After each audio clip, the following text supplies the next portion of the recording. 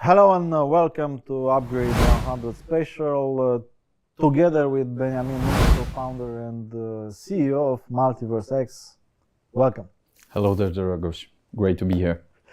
There are, I think, 6 years since we've first met, and around 4 since we've decided to look deeper in what Multiverse X is doing. We were visiting you in Sibiu, in Transylvania, Romania, to see the fantastic development. But now, looking back, seems to me that there are at least 10 years. Long time indeed. Most probably seems like 2 years for you, but looking behind and what you've achieved is pretty impressive. So I think it's a very important thing we have to establish from the beginning, guys. Usually, when we are doing this kind of tech leader talks and Upgrade 100 specials and so on and so forth, we are addressing a very specific niche. It's very clear who we are talking with. Corporate people, entrepreneurs, politicians, and so on and so forth. In this case, it's different. Why?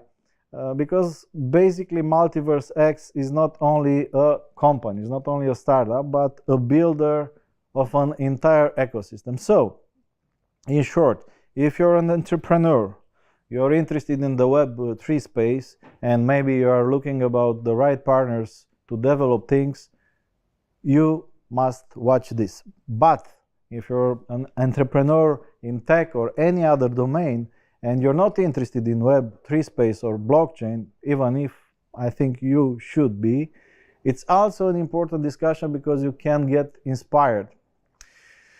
Moving forward, if you're in a corporation, maybe an established company, you're an entrepreneur maybe, or an CEO of a big company, I think there are learnings in this discussion, because the way Multiverse X is structured and the way is developed is very, very interesting for the, let's say, classical business world. And last but not least, if you're in politics, or if you're working in a state-owned institution, or you're working for public authority or a government, it's also important to understand how this new world is emerging and what are the principles that are completely different from the, let's say, classical setup.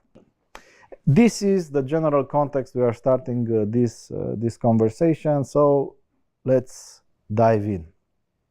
Benny, let's start with the big picture. It's not the best time for Europe, let's say, neither geopolitically speaking or strategically speaking, and it's a common fact that technologically speaking, Europe is having a problem, lacking behind other markets, especially US, China, and others. Is this a vulnerability? Is this an advantage?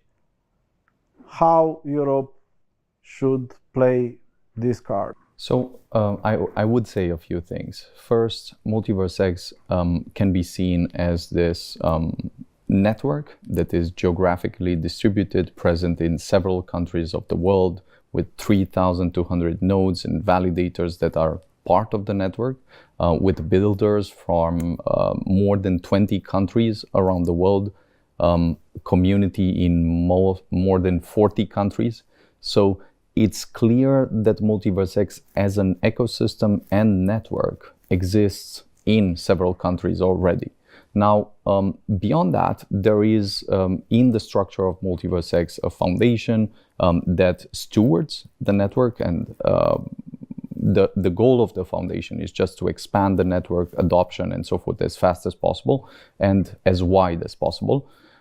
Beyond that, there also is a set of companies, a sort of group that is here to take some of the technology that Multiverse X is building and bring it to specific stakeholders and specific sectors of the economy where this technology can be put to great use, can solve very significant problems. And this is what we're trying to do. But beyond, let's say, the Multiverse X as a network, the group that serves the network and builds on top and builds some of the, let's say, core products and tools and so forth so that the network can exist and expand. There's also a very vast ecosystem of builders that we'll probably touch on with hundreds of startups from around the world that are building. Now, specifically on this, I do believe that we're at a point where Europe is in a sort of crisis, a crisis of identity perhaps, a crisis of means and tooling, perhaps a crisis of, let's say, bureaucrats that have lost either the knowledge or some touch with the different things that they can do.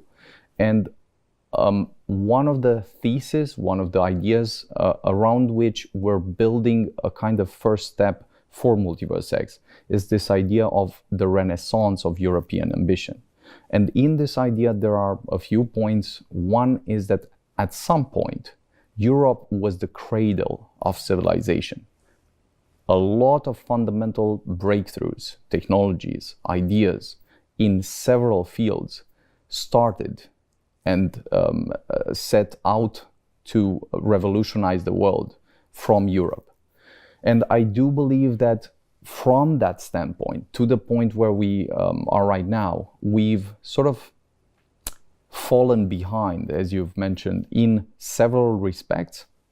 And at the same time, given the technology we have today, given the new generation of... Or we don't have today in Europe. Yes, the technology that we have, fortunately, geographically distributed thanks to the internet and so forth, I think we can and should build a new revived ambition that does not exist at this point in Europe. And I think Multiverse X can be this flame that ignites a kind of engineering and technology powerhouse that then can spill over in several areas of society, whether it's education, whether it's just technology used in several countries, or just a network that enables some things that were not possible in Europe. I don't think Multiverse X will stay or is confined by Europe, but we definitely have our roots in some sense here. And we are probably the strongest magnet for engineering people, but also brilliant people from every field. So attracting them, giving them a great challenge to focus their energy on is the main idea that we're trying to leverage. Then as we scale, I think a lot of other things can be done in Europe, and it's precisely because they have not been done, because they're problematic, that we see them as opportunities to act on. So somehow these advantages of the current status of Europe can be transformed in advantages in the long run, using also the heritage, theoretical heritage that we still have. Eh? We do have the heritage, and I think the young people especially have a hunger to fight for something that is much more than, let's say, bureaucracies, much more than merely political discussions. They want to see some challenges through which we can really improve the world, whether it's in different sciences, whether it's in medicine, whether it's in technologies that improve the entire economic model or payments model, finance, infrastructure.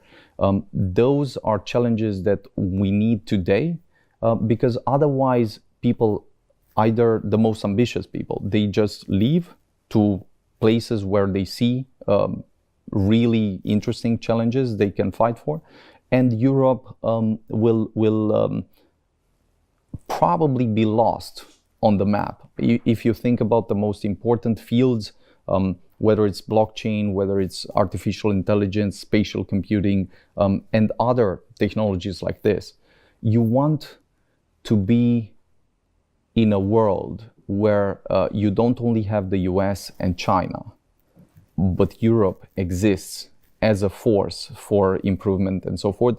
At this point, it's uncommonly and surprisingly absent in the conversation, especially when it's not about regulation. So I do think that planting a flag here and igniting this force, this energy, is extremely important for Europe, and we're curious to see how it plays out. As we speak, Europe seems to be very performant in throwing new rules, trying to regulate certain spaces. I've watched a lot of your interviews during recent X-Day. I do recommend the folks that are watching to go deeper. We will help also with some links and keynotes that we do recommend as Upgrade 100. And it was a common theme among some very respected guests that you have there, like Alex Tabarrok, for example, the very well-known economist, or Anthony Pompiliano and other international guests, that underlined this: how regulation can be an obstructor or can suffocate somehow the innovation, and where is the level where the governments and states must leave entrepreneurs do their job. I liked this phrase. I think it's Anthony's. The role of the governments is not to solve the problems, but to create the incentives for the entrepreneurs to solve the problems. Do you think we are over-regulated here in the European Union? And what we can answer to those that are maybe a little bit conservative and they are thinking about, okay, without rules, a lot of bad things can happen. How we can establish the balance, too much regulation versus maybe too much freedom? Is there any danger in having too much freedom? Yeah, I believe that if you think about, interestingly enough, the idea of renaissance of European ambition also begs a bit the question on something that came before it, which were the Dark Ages. If you look at the Dark Ages were not about religion. They were about lost knowledge that made people almost impotent. Unable to understand the things around them, unable to improve them, unable to interact with them. And I think this is the challenge that we face today in Europe. Precisely when you see reflexes of regulation and only regulation to whatever the question is. So if the question is how can we improve medicine and the only answer is regulation, that's not enough. If the question is how can we improve education and the only answer is regulation, again, it's not enough. If the question is how can we accelerate economic growth and the only question is regulation, that's not enough.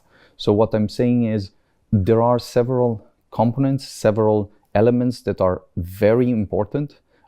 I do believe that regulation can play a guiding role, and it should not be the Wild West. But I also think that we're at a point where, given how important the technologies are, how large of an impact they will continue to have during the next period, if Europe is not present in the conversation, and present not with regulation but with contribution, with brilliant minds that are day and night working to push these technologies forward, we might most likely lose this battle or lose even the opportunity of being part of the conversation. We don't want that for Europe. We want a Europe that understands and has some natural reflexes when it comes to science, when it comes to technology, engineering, culture, philosophy. If this are absent, then we start to live in a state of a world that is not exciting. to say the least. I mean, where you run away, where you naturally move to other countries, other parts of the world, especially today when you have the opportunities, where you literally from one day to another can move. And I think with what we're building, the states can actually play different games, can set new incentives for their local regions, for their schools, for their universities. They can create new economics models to incentivize the different students and give power to the teachers to play other type of games that were not possible at this point. There's a field in blockchain technology which is called decentralized science, which is just this idea that you can crowdsource a lot of problems with these new tools in fields that you believe are important. So to sum up, there is a great opportunity to revive ambition and look for things that were equal to the, let's say, pyramids that we've built, or the aqueducts that the Romans built, that we can do today. If we only scratch the surface, that's not a way that is exciting in any way to live. I strongly recommend your discussion live on stage at X-Day with Alex Tabarrok. The ones that are following us will find a direct link to that. And the title is very interesting because we discussed with him specifically how you can kill an economy. How to not kill. Yeah. Initially, we titled it "How to Kill an Economy." Then we added the "not" because some people may have. We thought on a positive note. May learn the wrong lessons. But I do believe, again, it's very easy to add bottlenecks and suffocate the economy. And it's also interesting that Europe maybe is having some lesson to learn from United States, because we see also in the United States, even if US is much more advanced, if we are looking in the last 20-15 years, we are seeing a much faster pace of growth for US, looking at simple metrics like GDP per capita, for example, and Europe is evolving, but much slower. But if we are looking at the United States alone, it's also a discussion, because in between the 90s and 1950, for example, the acceleration pace was much faster than in the last 15 years of the last century. So the pace is slowing also in the US, and maybe this is an opportunity for Europe to look and learn a little bit and not do the same mistakes. No? There's an entire discussion, let's say, in history, sociology, and some other sciences as to what creates this next waves in societies. Is it technology? Is it founders with companies and so forth? Is it different type of cultural waves that come and are all woven together? And I think there's an entire thesis and an entire discussion in economics, for instance, with a term called the Great Stagnation. And there's a discussion as to what caused this stagnation rather than growth and so forth. But if you look at what we have today, at the technologies we have today, if you look at the cultural landscape we have today, what's surprising and worrying for Europe is that you don't see a vision that would get the people excited. There's an absence of a vision. In the US, at least, you have a number of visions. Some may be crazy, some may be outrageous. Some incompatible one with each other. 100%. But I think having this idea that as humanity, as a society, you're pushing, for instance, to go to Mars and build something. That's extremely, extremely important. Vision, dream, and execution is somehow what you are trying to build, if I'm not wrong, in the Multiverse X. And I think it's interesting lesson also for other players in the ecosystem, not only startups but also public authorities, politicians, and big corporations, and so on and so forth. Somehow I'm listening to you, and I'm realizing that you are applying those principles somehow in what you are trying to build there. And maybe Europe also needs to be a little bit unconventional in the way that it's able to jump a little bit, to cover the gap. And for that, maybe the classical old rules are not functioning anymore. Focusing a little bit more on the business side of things, and also addressing this challenge that Europe needs to be inspired by unconventional methodologies to cover the gap and to accelerate the development. I think it's very interesting for the guys that are watching us to explain a little bit how Multiverse X is different as a company, and how do you build the ecosystem you are developing. Why? Because, and I'm talking now like let's say an immigrant in the space. So I've watched the old business models having success or falling, and now I'm looking very interested at your spectacular approach, and it's fascinating to me to observe how different this is and how efficient, because the development is quite impressive. So on the one hand, you have your for-profit activities, because you're a company and you have to cover a lot of costs, and I can imagine there are a lot of them. Just looking at the list of your projects, it's obvious that there are a lot of costs. But you're also operating in a non-profit. Also, your technology is a platform for other companies to launch projects, and some of them maybe even compete with you in specific niches. It's interesting, and I think it's an interesting discussion to have for the classical ecosystem, let's say, to understand better how different are you and why this is the way maybe a new, better business world will be built, a decentralized world, a world that is driven by Web3 principles. Let's try to explain a little bit. Maybe it's very useful to first define a bit which are the different structural components, and then also discuss a bit how they work together, why they create something new that enables businesses and different actors from around the world to interact.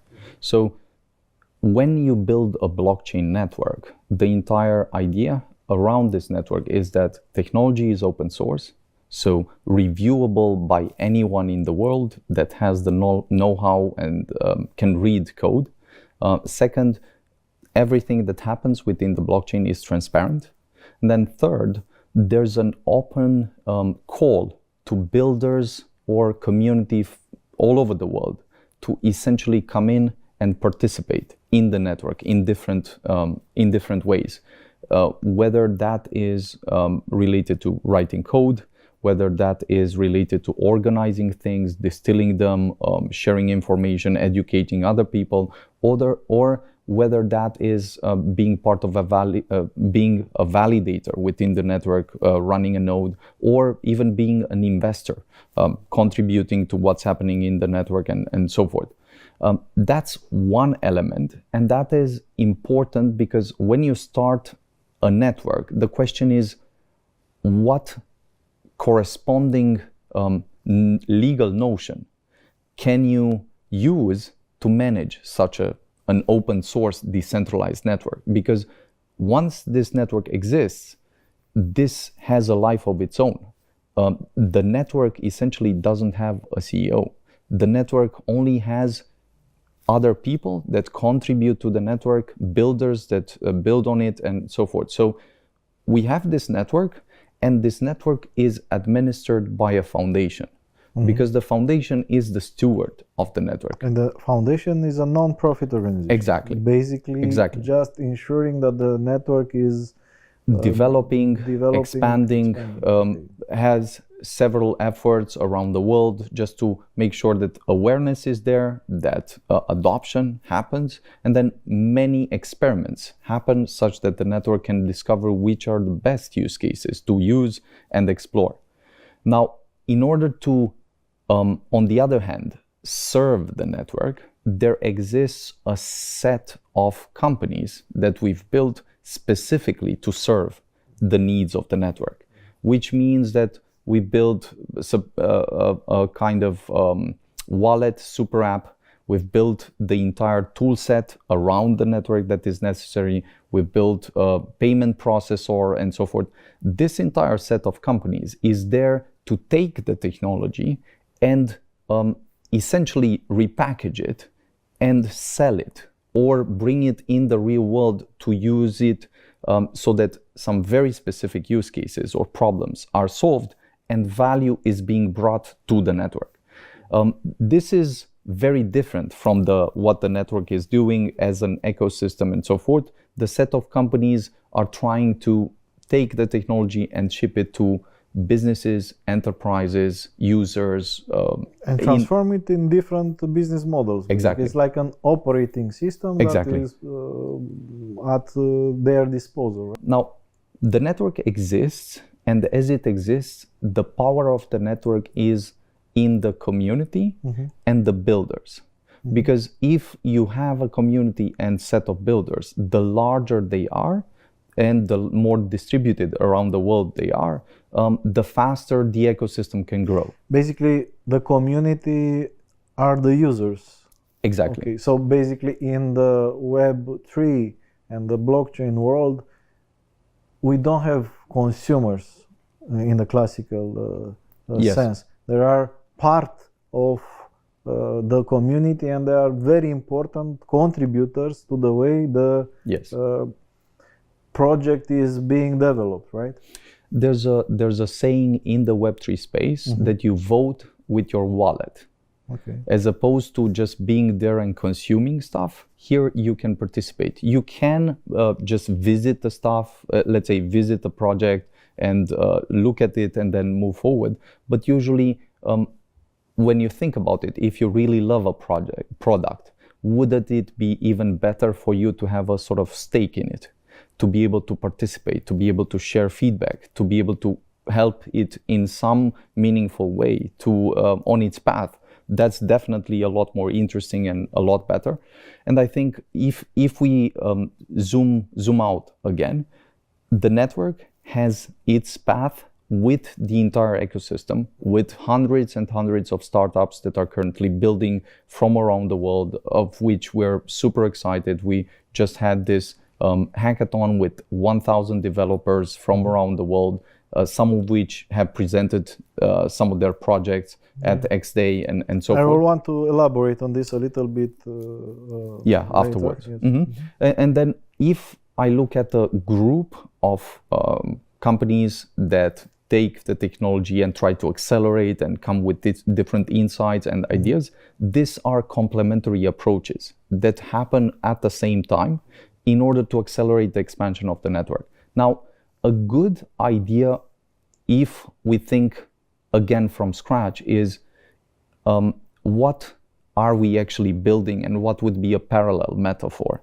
to how different this is, but also relatable to some of the things we're building.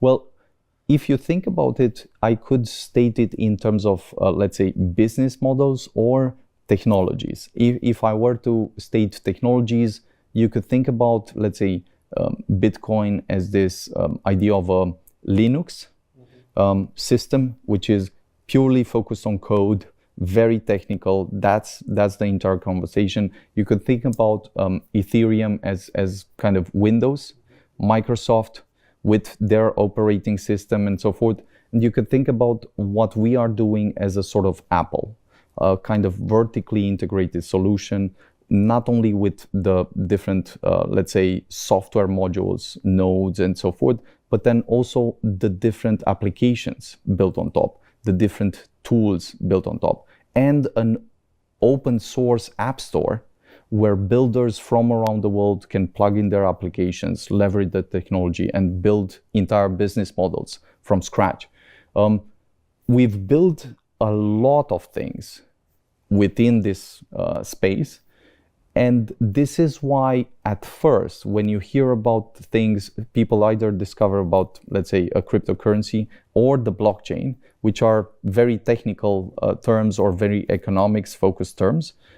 But in reality, what's necessary in order to expand and cultivate a network is much closer to what's necessary to expand and grow a country.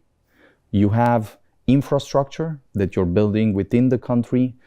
You have population that you want to attract or grow.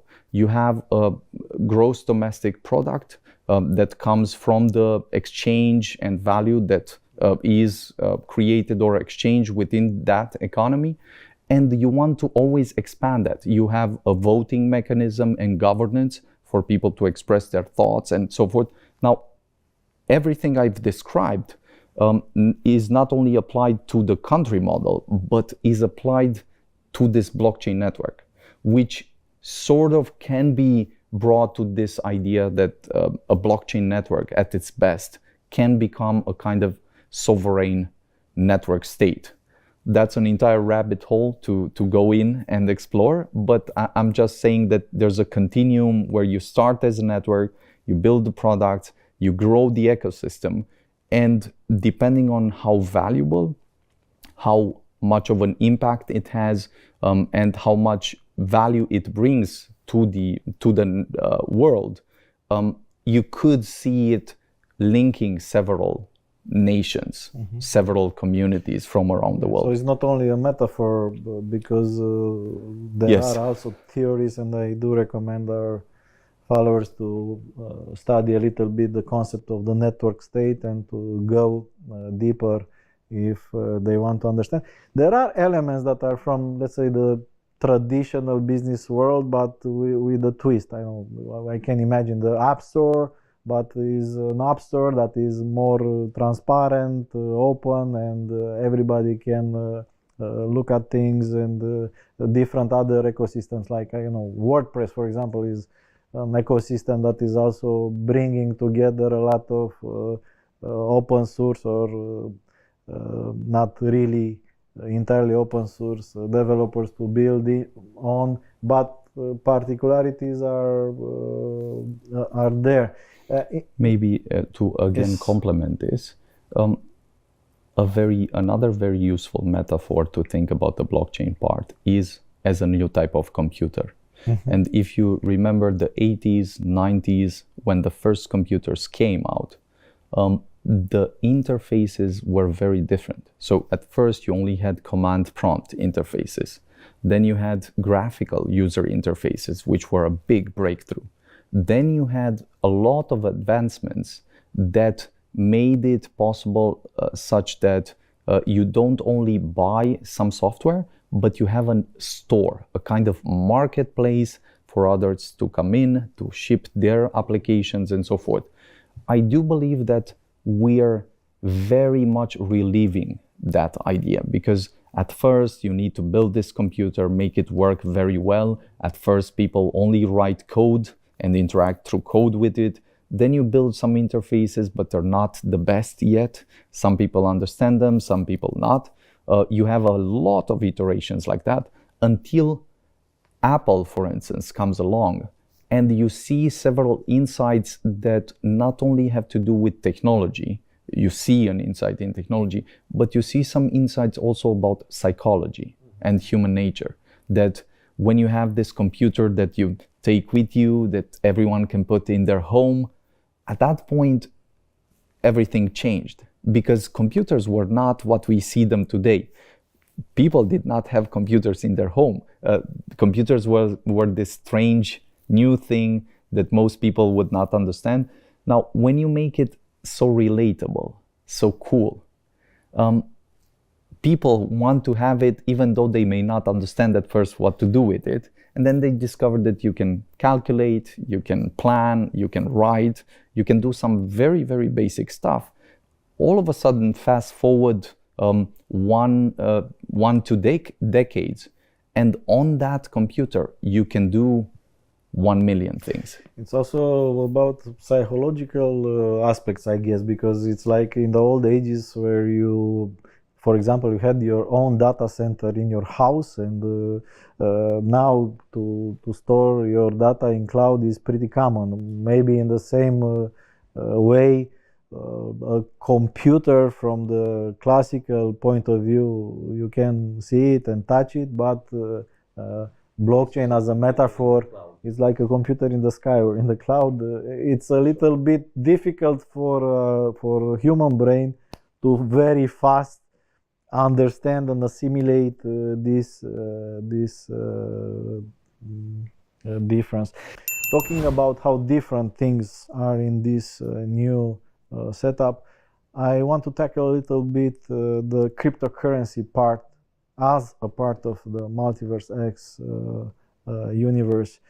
There are a lot of people that are invested, and maybe they have this idea that you are doing a cryptocurrency and that's it. I guess there are a lot of people that don't understand yet the whole thing.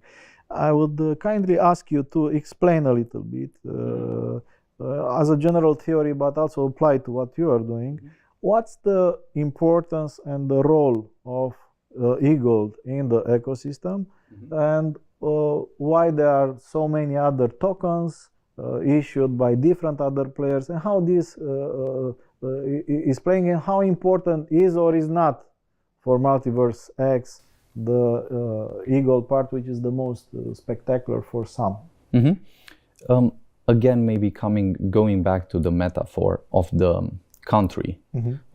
It's very simple to see how, as you build a country, you build the infrastructure, you attract different actors, those want to build something. You need a means of exchange and an incentive structure to align the different parties, enable them to exchange value. And at the end of the day, the faster this interaction goes, the faster the country expands, the larger the actor set is, the more interesting the tools are that they're building and so forth, the larger the economy becomes. If I'm coming back to the Multiverse X network, I was mentioning this is a new and different type of computer. This computer is very effective at doing something that normal computers have not been very effective at, which is transparent computation, cryptographic proofs for everything that's happening in the network, and then deterministic smart contracts, such that you can interact with computation in a way that is very clear, strict, and enables you to write any type of contracts in digital form. For this type of computer to exist, you have two ways. You can build it on site, on your machine, in some way, but then everyone has to trust you. And that can only scale so much. On the other hand, once you have the architecture that enables breakthrough cryptography, algorithms, distributed systems, and so forth, you can create a network structure that has an incentive in itself, that has a token to run this incentive game, to then say, I want this network to do this type of proof of work or this type of computation. And whoever runs a computer with this software will be paid X amount of money for running the software wherever they may be. Now, one of the breakthroughs that the blockchain network came with was not only this architecture that enables the properties that I was mentioning, transparency, cryptographic guarantees, or deterministic programmable contracts, but a way of bootstrapping a network where the actors in the network should not be trusted by default. You don't have to worry about them because there is an economic incentive. They will do what the network requires, or they will not be paid. So the Eagle token, coming back to the metaphor in the country, exists to power the entire network. Without the Eagle token, the network cannot exist, will not process transactions, will not work and perform any of the properties that we were mentioning. So in this respect, it is crucial to the network. Now, how will the network expand? What type of applications will it bring?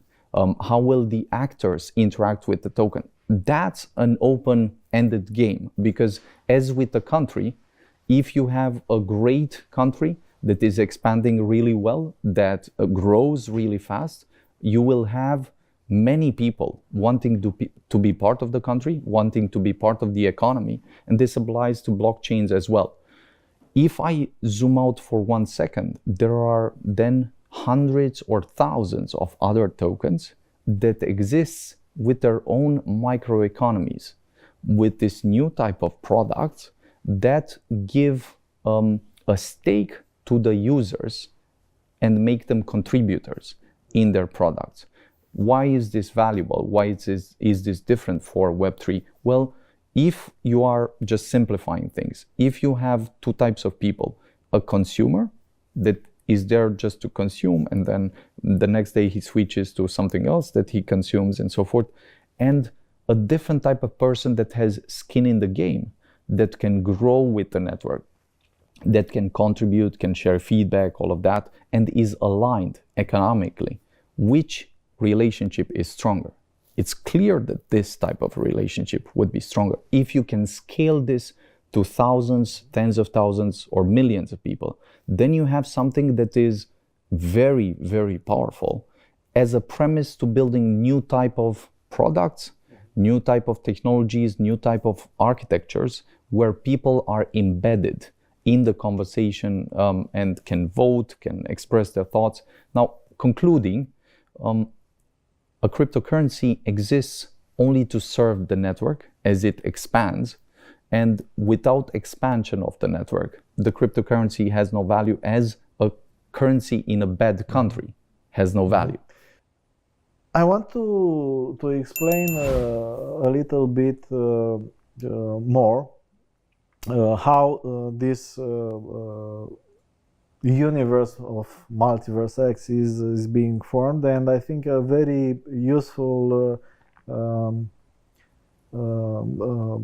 approach was at X Day, your annual event. The second edition was recently, first one in Paris, second one in Bucharest, the next one we will find out soon, I'm sure. And for me as an observer, informed observer, but still an observer, it was absolutely fascinating to see different layers of companies, ecosystems that appeared so fast in what you've built. On one hand, we have your core products, and I want to go through them a little bit and invite people to discover more. Then I've noticed some strategic partnerships you've announced with Tencent, Google Cloud, AWS, and others. And last but not least, it's very interesting to see how a startup, even if it's a 1.4 billion valuation startup, is growing other startups through launchpads and hackathons and so on. So basically, just for our audience to understand, we have products that are being developed by Multiverse X, but also different players that are developing using the technology of Multiverse X, and last but not least, startups that are just trying. They are in a very early stage, and they are starting hackathons, and they are trying to enter the ecosystem. So it's a very interesting approach, especially for the ones that are not very familiar with the space. So let's start with your core products. So we have a lot of them. We have the X Portal, the app that is being used to access more consumers. You have X Exchange, your exchange, X Fabric, X Alias, X Money, X Spotlight, X Launchpad. Let's explain very fast, if possible, the relationship and what they do. Why Sure. we have this architecture, and maybe to come with some updates or what's important, and also Sure. updates regarding the core protocol Sure. of the Sure. system. So we have the protocol, we have the core products, and new startups in the ecosystem to explain. So the most important part that we've started with is this breakthrough that we've brought, where we said we can build a network that is 1000x most scalable than Bitcoin and Ethereum. And we can do so in a way that is still 100% secure and then decentralized. That was a very important breakthrough. We've built a team with which we can build rockets literally, and we've delivered this technology that is now open sourced and used by thousands of builders around the world with companies, startups, and so forth. Now, 2-3 points around this. We've, for instance, unveiled some important improvements in terms of performance, important improvements in terms of security. We've unveiled, for instance, on-chain 2FA, the only blockchain at this point that has this technology embedded to save billions of dollars So in basically people's... for enhanced security, Exactly. It's like the similar of two-factor authentication Exactly. from Web 2.0. But You on the managed chain. to launch it as a first Yes. in the blockchain world. Yes, yes. So very, very important part. And this is live, again, open source, anyone can play with it and build with it. And this is the structure on which everything else is built. Now, on top of this, we have, as I said, hundreds or thousands of builders from around the world that are building new type of applications, protocols for different things. And I will just take three. We can dive into more, but I will take three just as an example. We will anyway use also the power of graphics, and we will give additional infos for the ones that are following. So one of the classes of applications is decentralized finance. Decentralized finance, in a nutshell, tries to take everything we're doing in finance at this point, just digitizing it, making it almost autonomous and decentralized, transparent, such that you can, for instance, take a lending protocol that normally the bank does with a lot of screening and so forth, and create an automatic flow to enable people to bring in crypto, for instance, as collateral and receive loans in digital euro, digital USD, and so forth. That's just one example. We have Hatom, that is a startup built on MultiverseX with a total value locked of, I'm not sure where it is at this point, but 1 month ago or something, it was at $250 million. Now, to have a startup that reaches that point is extraordinary. It means that $200 million is not peanuts anymore. A lot is being built, a lot of people are using it. So and this so is forth. just one example of A protocol that is built and product built on top of MultiverseX. In the ecosystem. That Exactly. Okay. You can take then a different example, which is, for instance, payments, where you have Pulsar Money.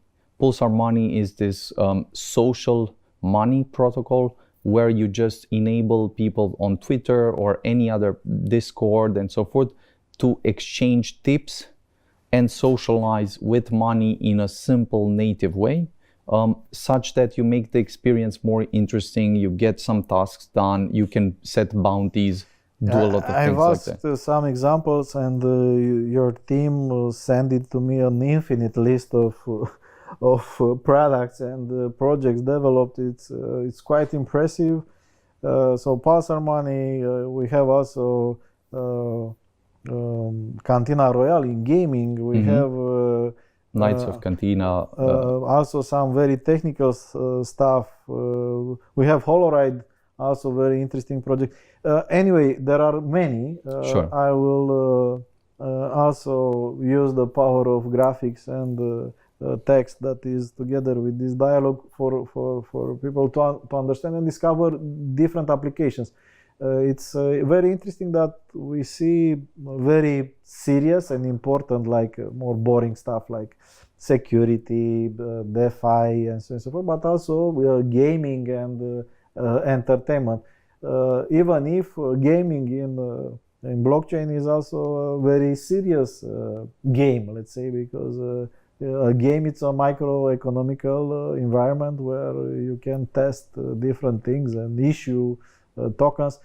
Also important, I think, for the ones that are not very aware, in Multiverse X ecosystem, you can also issue your own token, right? It's not Sure. only eGold. Sure. There sure. are, how many different other tokens are in the system I now? mean, probably a few thousands. Thousands. Yes, Okay. and we expect this to grow significantly. So if I move one step further, Please. we have the network, we have the ecosystem with thousands of builders and this type of projects. Then at XDay specifically, we said we want to build new bridges to open up even larger conversations. So we've had, for instance, for the builders, a hackathon with 1,000 builders participating, demonstrating some of these applications and so forth. So earlier stage startups, Exactly, basically. exactly. People that basically came there, did not sleep. They had 1 month before to prepare, and then came there and did not sleep for 2-3 days with pizzas during the night and so more forth. than 1,000 hackers, 150 projects, That 70 presented. countries, 41 judges, 29 partners and supporters. So basically, it's a notion of hackathon, which is pretty well known in the old setup also, but at a new level. Yes, Second layer, there are companies that already develop products, and there are viable business models Sure. already, independent, Sure. and they are utilizing the technology in the same way we are utilizing different other technologies. On top of that, I've noticed some key strategic partnerships with big tech sure. companies. Can you go through those a little bit and explain why do you need Yes. Google Cloud, Amazon Web Services, Tencent, and other partners you consider being relevant? Yeah, so the idea was we might build this new country in the middle of the ocean. It might be the paradise, but for as long as you don't have bridges and connections to all the other countries, all the other places in the world where people exist, do stuff, you will not have adoption. So this was the theme through which we made it very visual that we want to build these bridges with all the different parties and stakeholders of a society, of an economy. And specifically on this front, we've invited Google, Amazon, Tencent, Deutsche Telekom, and then there was also Axelar, which is more Web3, on stage. And these are just some of the big partners that we're collaborating with. And with each of them, we've opened up some specific conversations. Why? Again, if you want to reach billions of users in adoption, you might as well start with some conversations with the guys that have billions of users in adoption. You might learn some lessons, there might be conversations. And then the most important part is with each of them, they have a very rigorous filter. It takes a lot of time to come to a point where they come in our island, sort of, at our conferences, and we do this collaboration. So with Google, we have one direction where they're supporting the builders in the ecosystem. So they receive credits, they can accelerate some of the things that they're doing. Second, they're integrating the data set that the entire Multiverse X ecosystem has in Google BigQuery. And then third, there will be a possibility to launch nodes from their solution with one-click deployment. That's very important, to say the least, as a starting point. Now, there are many other conversations with them. Again, Deutsche Telekom has become a staking provider, a validator within the Multiverse X network.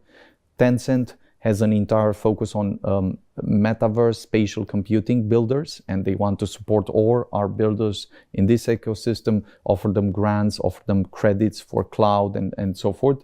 And then AWS, again, becoming both staking provider and making it easy for people to launch the one-click deployment node that enables the ecosystem to expand a lot faster and a lot simpler. Axelar is one of the largest bridges, decentralized bridges in the Web3 space. Having them there just means that we're expanding to have connections with all the other ecosystem that exists and are connected with them. There are many other conversations, but this just again opens up the bridge with one class of companies which are large, have a lot of impact, and find the technology extremely exciting and useful in some of the things that they are doing. Again, direct links to deeper conversations for each you will find in the graphics. Building bridges, it's a central theme of XDay and your philosophy in general. Also in this space there is the discussion to build bridges with authorities, to build bridges on the legal front, being a new kind of setup, a new country. This also needs rules, or maybe not. Depends. We are seeing the European Union doing what European Union is doing now, trying to push regulations. We have this discussion about MiCA, markets in crypto asset regulation. I've noticed on the XDay stage that you have some very strong partners in dealing with that, like Deloitte and others. We saw also some politicians from Romania, France, UK. You're also trying to build bridges and to have a direct and transparent dialogue. How this is going, and how do you see this space evolving? Are the regulators more relaxed, the opposite? What is your vision or the way things should be done? I mean, first of all, I would say it is very important for us to discuss with each of these parties, make sure that we communicate what we're building on their language, help them understand what the benefits are, what the opportunities are, because there are opportunities for each of the stakeholders, whether it's states looking at the technology, using it for their communities, enabling young people, older people, and so forth to take part of these opportunities, whether it's regulators looking carefully to understand the new class of applications or the new class of assets that exist, understanding them, seeing how they can be expanded and not bottlenecked or suffocated. And how maybe they can use them also for doing a better job for their countries, no? Precisely, and I think here specifically we've had, as you've pointed out, several ministers from Romania. We've had Deloitte, with which we're collaborating on several of these subjects, and we've also had many conversations, for instance, with central banks, several central banks from Europe. Now, what I would say is the observation is that you could always have better, let's say, environments or worse environments. If you look at the US for the last period, there has been a very almost sclerotic and aggressive behavior. Not great for US, but good for the others. For the others. But then Europe has been much more conservative. Now, our conversations have been very productive up until this point, and we found that the different regulators, the different parties with which we've had conversations have been curious to understand, to help in what way they can. And we very much appreciate this type of interaction, because we do believe that each of these parties can use the technology, can leverage the technology in the same way that once you understood the internet opened up a completely new world. There are immediate tangible benefits, like the ones of opening up new businesses, connecting people that are not connected, offering and better so forth. services for citizens. Yes, but then there are also very intangible benefits, like the fact that something like Multiverse X would not have existed without the internet. Like, there is no connection to the knowledge that you would find online all over the world, and so forth. So I believe in the same way, blockchain technology will open up the door for many of the young people to do things that are considered impossible today, to organize between themselves, incentivize and create incentives for other type of problems that they care about, to play with that, because it's almost a kind of multiplayer financial game. So for them, it will be so natural as a child today playing on the tablet. Gaming is not only a game. Yes. And that's why we see a lot of gaming projects also in Multiverse X ecosystem and in Web3 in general. Let's not forget about your own products. Yes. About X Portal, about X Money. What's new? So as I've said, as we look at the different layers through which you can look at the network, we've also considered what the most interesting ways would be to accelerate the expansion of the network. And then we came to a conclusion that, for instance, having a user interface that's super simple, very slick, secure, and that enables all the services that you can do through a blockchain space, and creating a kind of not only crypto app, but super app in terms of financial services that has both a card and this native Web3 services, but then has also a native app store within the app for builders to list their applications. We've considered this to be a very significant accelerator. Why? Precisely because of what we were mentioning before.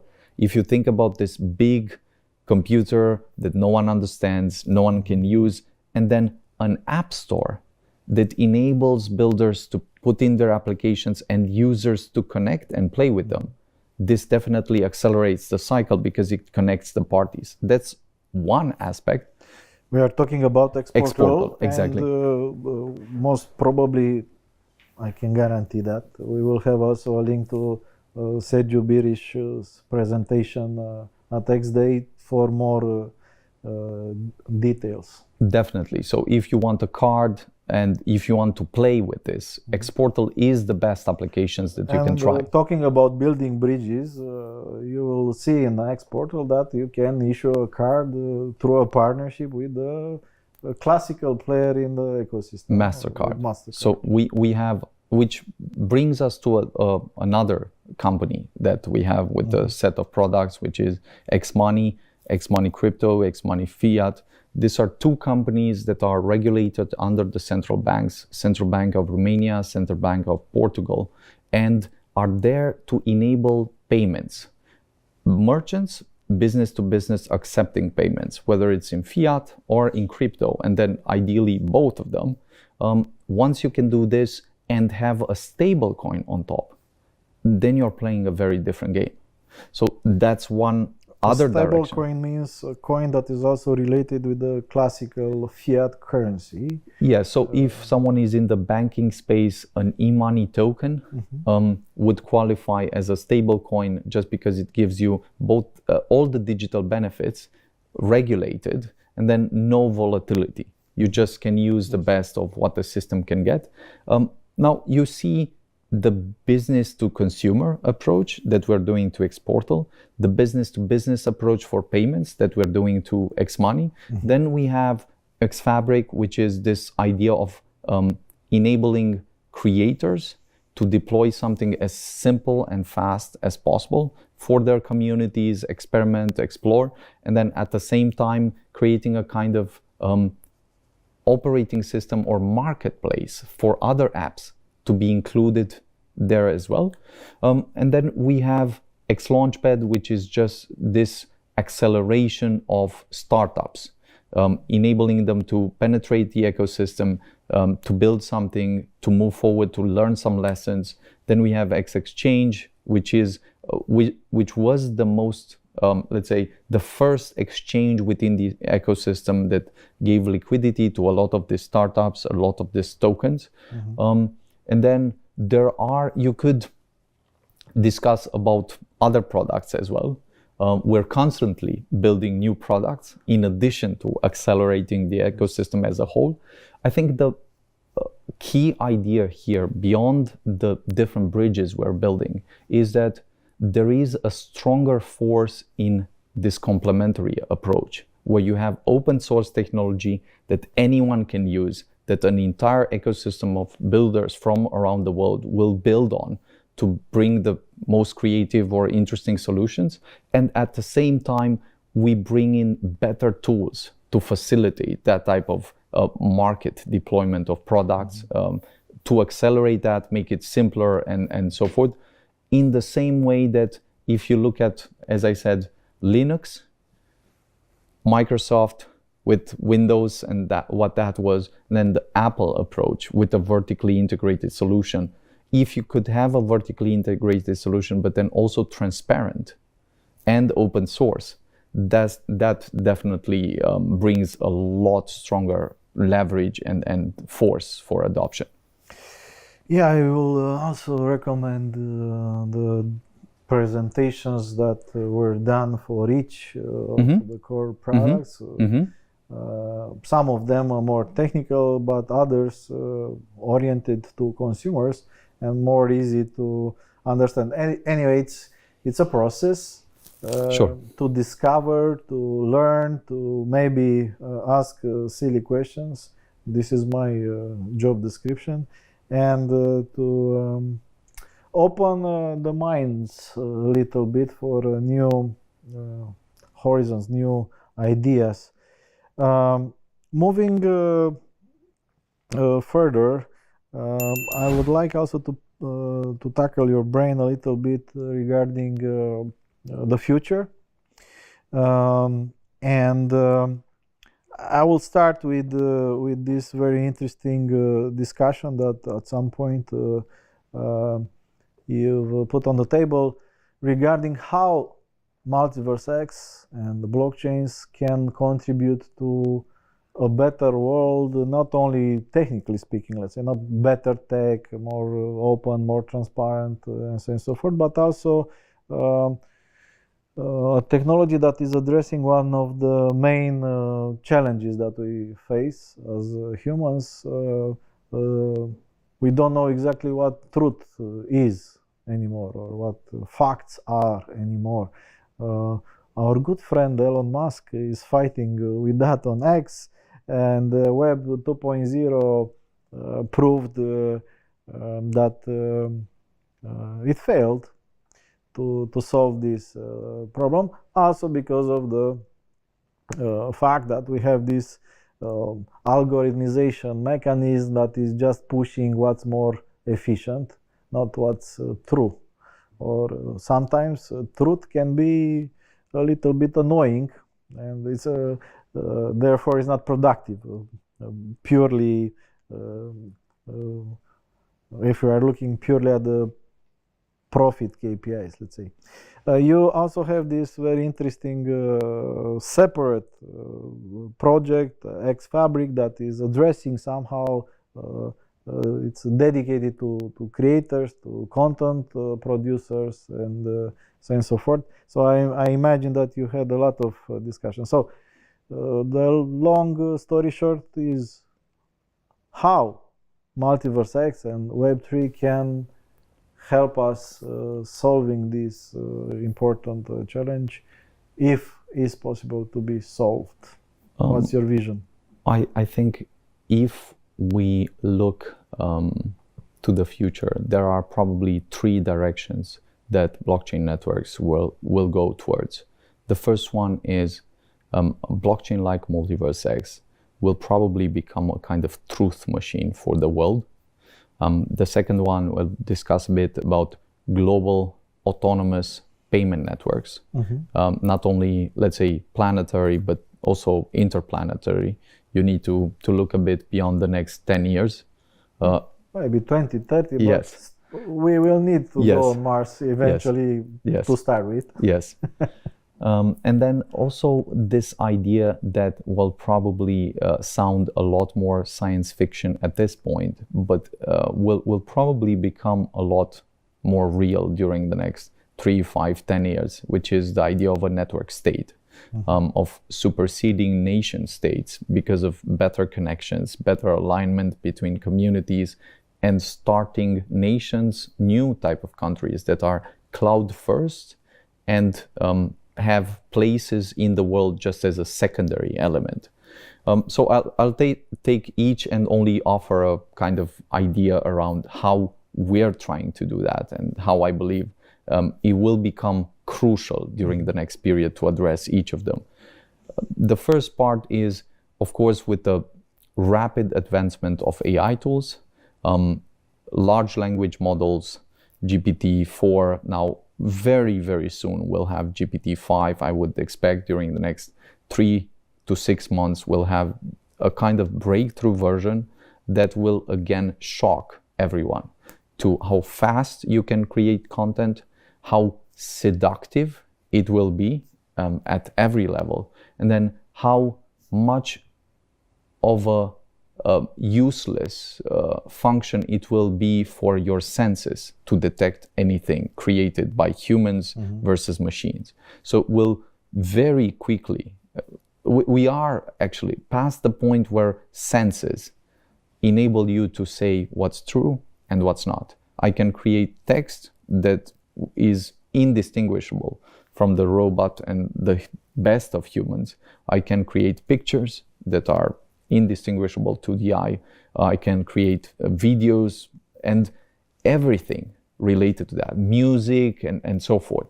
So given this part, you have to wonder, how can society exist? How can the political system, the voting system, economics, how can these things exist when you start to have tools that are so bewildering in some sense that they will shock you at first. And then at the same time, there are some benefits there that are extraordinary. Of course, they will improve your life.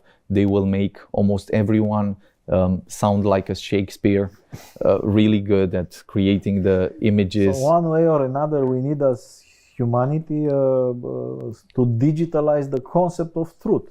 Exactly. The concept of trust. So as we scale this crisis and reach a point where it becomes clear that humanity cannot exist in its current form anymore unless it has a truth machine. A machine specifically designed to anchor the truth in all its layers. Every digital media file, everything that we create will have to be authenticated in some sense, because otherwise everything will become useless. Let's give a very simple example. For example, if a photography, a picture is also an NFT, you know if this is an original or not, maybe just a digital copy. Or let's maybe take it a bit to the extreme. The idea is, suppose you have elections, and during election, it is an intention of your adversary to essentially modify or manipulate the image of how you are perceived, how people are looking at you, and so forth. Suppose that he prepares 3 videos that show you in the most crazy, exotic, and compromising situations. I can imagine. Deep fakes that are so well executed. Nobody that can tell if they are true or not. And once you see them, you cannot unsee them. Even if you correct the stuff, even if you know that it's so like that. We need a key. The question is, how can you prevent these tools having the impact that they will have? And one way to do that is embedding at the metadata level of every file a cryptographic proof that shows the origin. If you can show the origin of every document, then it becomes irrelevant if they had post-production, if they were modified 1,000 times. If it's not verified or authenticated, then it's by default a deepfake. You know it's a deepfake. And how this concept what does it have to do with blockchains? How this concept is compatible with the anonymity on blockchain, or how you can know if a deep fake using a blockchain technology is being originated by an opponent. What's the key? The idea here is you have authentication, and then how do you preserve privacy or pseudonymity?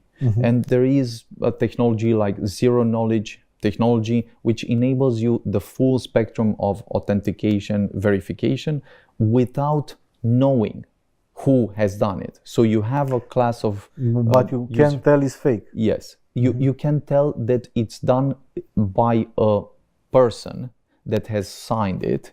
You can tell who it was.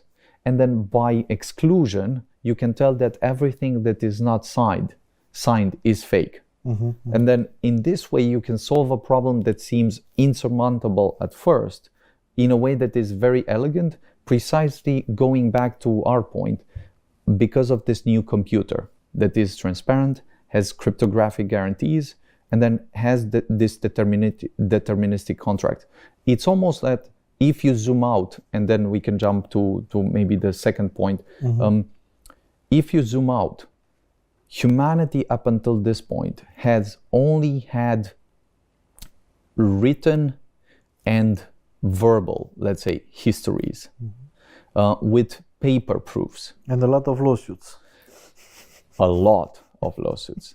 But this precisely because you did not have cryptographic guarantees. And technically, the possibility to follow everything. So the notions like smart contracts and everything can maybe... This is maybe at a deeper level. This is the most advanced, elegant, and rigorous history that humanity can create, because it's verified by mathematics, cryptography, open source technology, and it changes everything that we've done. Up until this point, we had to write the things. We could modify them. When I don't write, when I don't like what you've been writing, I edit it, I take it out, and so forth. You can think about the Soviet Union and some of the other players. Or to rewrite history in the way you like. Huh? Exactly. Once you have a version of history that is cannot be counterfeited, is written in real time, the world will change in this respect very, very significantly. Talking about a better world through technology and Web 3, I've also noticed an idea, and I would like you to elaborate a little bit on how the financial inclusion of as many people as possible can help us solve a lot of the tensions that we are seeing. At the time of our discussion, seems already a common subject about, okay, maybe World War III will start, or new wars. People are a little bit tensioned about it, and it's logical to be like that. So the world is not in peace, at least now. There are a lot of challenges, and maybe new technologies can help us to solve some of our challenges. How do you think this is possible? I think there's a line in Dickens's The Tale of the Two Cities that starts with something like, it was the best of times, it was the worst of times. And this almost captures the idea that on the one hand, you have the best technologies coming out right now, and there's so much excitement of what you could build with them. Then on the other hand, you have some things that are plaguing society, that are destroying lives and all of that. And one of the core ideas that we built Elrond at first and Multiverse X for was this idea that at first blockchains were all about financial systems. Mm-hmm. And one of the most valuable things that a blockchain could do was to build a new type of financial system that is open, transparent, high bandwidth, almost like the internet works, and then give access to anyone, anywhere in the world. Because it's simple, you don't have to go through all the things that you usually go through in a normal, let's say, service. And as long as there exists internet, you can already serve the people. Now, why is this crucial? Because at first, people need to have access. You can improve their lives in many ways after they have access, but without access, there is no possibility. They cannot exchange, they cannot store any type of value. They have to live their life sort of bound to only how the day looks and cannot think about longer time horizons and so forth. The better the tools are, that civilization brings, that society brings, the easier it is to sort of by default simplify some things. And it's almost like you're not starting from scratch in our world today. You have this set of tools that you sort of receive, take for granted. Some people in the world do not receive these tools. Being mindful of them, being mindful that there are almost 2 billion of people, is a great necessity and very important. And we continue to believe that with an application like Xportal, we can offer this type of solutions to people, especially in those regions where these tools are needed the most. And by raising the general level of living, this can detention other potential problems. Yeah. We are also seeing a lot of new technologies that are emerging simultaneously. The rise of AI, blockchains, and so on and so forth. But also, we are seeing this new concept of visual spatial computing, metaverses, and so on. All those technologies are somehow maybe complementary. Taking in consideration all the developments, how do you see those technologies will work together? How this will change the world in the way we see the world today, and how this will impact Multiverse X in the near future?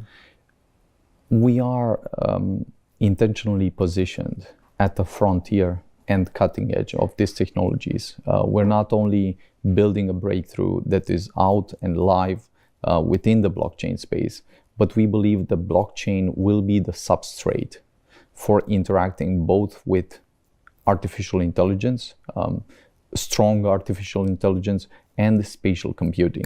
And what I mean by this is, just think about it. All these 3 technologies are computing platforms.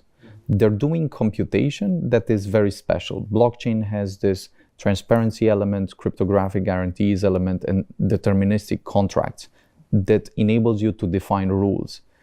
AI has, on the other hand, a lot of expanding force, creativity, but then it needs to interact with this transparency force that anchors things to truth, where you know if something has been done or has not been done, where the AI cannot be left to, let's say, hallucinate. On the other hand, this also enables you to defend. Having defensive AI tools is very, very important. And then having offensive AI tools, leveraging the AIs, will be extremely important. I do believe that probably during the next 3 to 5 years, one of the, let's take it during this year, one of the most exciting and fundamental elements toward which the entire AI community is looking is AI agents that can execute an entire suite of services and tasks for you in a fully autonomous way. The faster we reach that point, the faster you'll want to have hundreds or thousands of them, because it will literally be like setting an army in the morning to work for you, and you'll just want another one, another one. Now, the implications of that are that during the next 3 to 5 years, there's a potential that once we reach that point, we'll have vastly more AI agents than humans on Earth, performing calculations, tasks, work, transactions, and so forth. To accommodate and scale that type of interaction, you'll need a new system, very different than the one we have today, and blockchain can serve as the substrate that enables this type of interaction. Moving one step further, the fact that you can put computational artifacts all around you, or you can take your mind on a completely new journey in some other place where you discuss with Einstein or Aristotle or whoever else you find interesting and exciting as a dialogue. I think once you can see that you can do that, not doing it would rob you of a richer, more interesting, more exciting experience. There are at this point innovations at the frontier, for instance, of AI and metaverse that combine these tools to offer to children a different type of education and experience.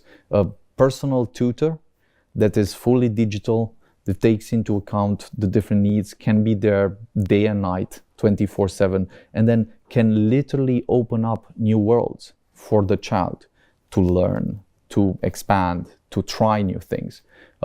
If we can do that for children, imagine what else we can do in all the different fields as soon as we get the first milestone done. So I think these technologies, these three technologies specifically, put together, have a combined force unlike almost anything that we've had up until this point, and will each multiply the force of the others, precisely because one of them anchors things and enables you to set some clear rules and borders and so forth. The other one is almost like, the one is a truth machine and the other one is a creative force. And the third one is just making everything as vivid, visual, and rich in experience as possible. I mean, how fast this will progress, how different will be a function of each of the technologies. Because, for instance, if I reach a point where I do have these AI agents, and every person doesn't only have an assistant, their personal assistant, a sort of genie that you receive that interacts and enables you to live life better, more rich,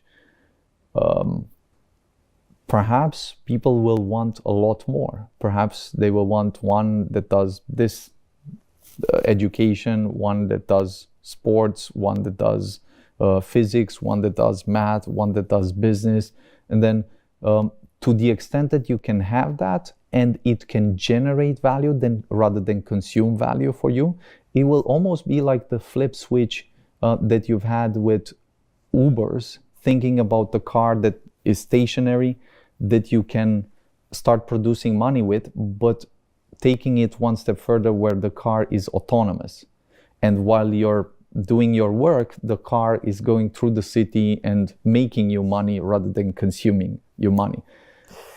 That's a very, very exciting way of looking at computers and what they can do for humanity. There are things that we should be worried about. There are maybe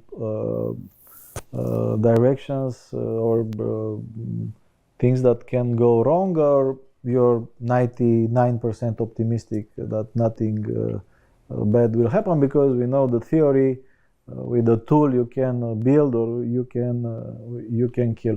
What makes you super optimistic about the future, a future that is being accelerated the speed of light maybe with the new technologies that we are seeing everywhere, and where multiverse X is playing a pretty significant role day by day.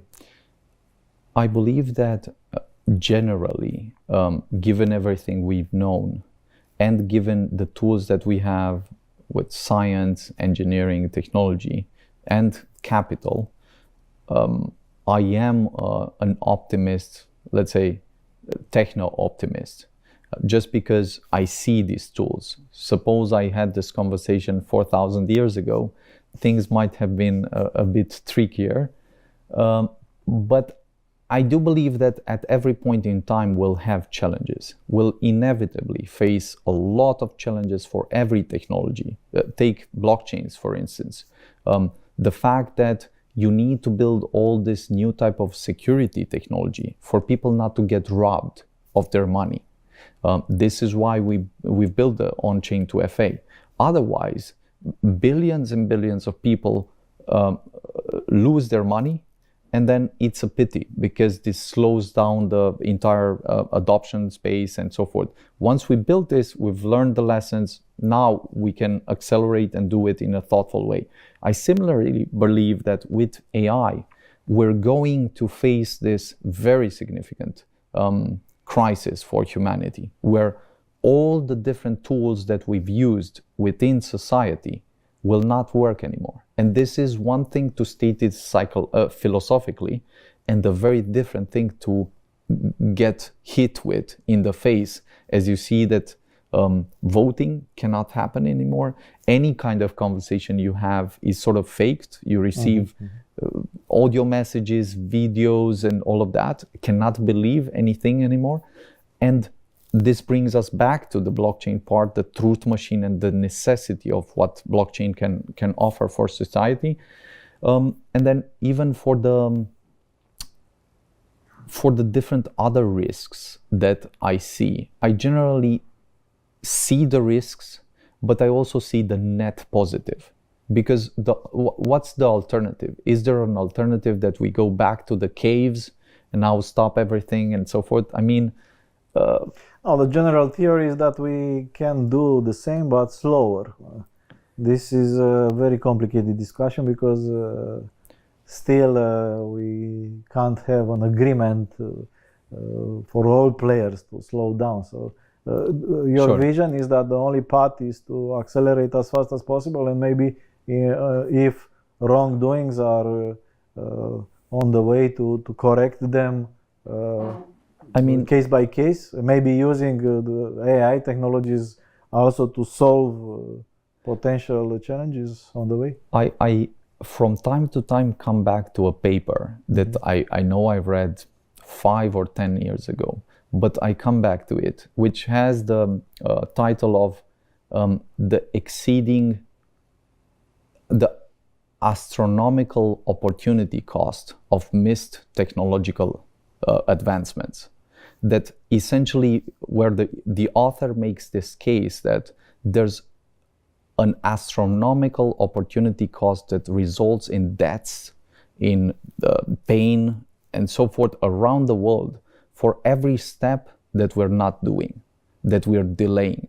And if we could see the visible effects of that, then instead of the precautionary principle, we might use the proactionary principle, which states that not that you should recklessly push forward at full speed without thinking about the implications, but that when you decide, you should not only think about the risks of doing the stuff, but also the risks of not doing the action, the risks of a stagnating economy where you don't have growth, where people need to start wars to make some money, where all this political game is a sort of zero-sum game and so forth, rather than an expanding game where you have new territories, new fields, where you can create completely new things that you could not do before.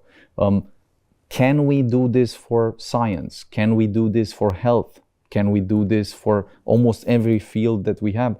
I do think that with the tools that are at our fingertips right now, we'll be able to look at the entire universe in a new light, at new laws, perhaps new laws of physics that we'll discover, new engineering that we can do for all the fields that we care about. And then not doing it seems the biggest wrong that we could do as humanity. Stagnating, thinking, and then just letting the opportunities fly might be the biggest failure that we'll look back at, especially given the current trajectory. So very excited about this part, very excited about the incomparable net positive that comes with acceleration, with a larger pie that people can have, and don't need to fight for redistribution, because that's the only game. And then if you look at history, we've learned this lesson 1,000 times, that for every tool, at first we got super scared that this will take everything for us, that it will not enable us to live anymore, will die 1,000 times. And then every time we've discovered that in fact it was good, it could help us, it was much better than we thought, and so forth. It doesn't mean that we should not take into account the psychological effects. We should definitely do that, but perhaps in a much more thoughtful way. Perhaps thinking both not only about our benefits, but the opportunity cost of missing this enormous impact of improving the world that it seems to me we cannot afford to lose or miss. Maybe we need to have a little bit more faith in us as humans. Maybe we are rather good than bad. We have examples in history. I know nuclear energy can be used to kill people or to create green energy. Let's hope it will be the same in this case. Maybe the thing that I kept discussing with my kids was how interesting it is that we used to gaze at the stars and think about our place around them. Now we sometimes find ourselves just looking at the dirt and discussing about the dirt and how that all is. Maybe we'll need to remember that we've gone in space, that we've built some stuff that is extraordinary if you think about it, and that we can do much better, much more interesting things, and we need not look at the things we've done thousands of years ago as the biggest things possible. We can in fact do other things like that, or much larger things than that in the future. So I'd love to see us as humanity play that type of role much more than the, let's say, mediocre one around the house. In this positive note, I think we can end our conversation, even if we can continue for another 2 or 3 hours.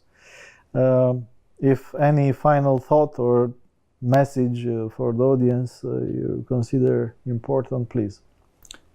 I mean, we have the biggest challenges and the biggest opportunities in front of us. And it really is time to build, take these tools, build as hard as possible and make something of them. It will not happen overnight, not happen by itself.